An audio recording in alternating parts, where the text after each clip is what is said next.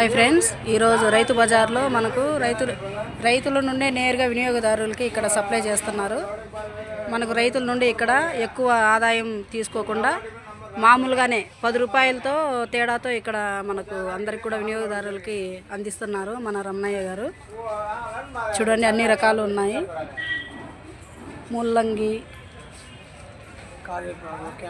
cabbage, పచ్చిమిర్చి, బఠానీ, మునగుంది,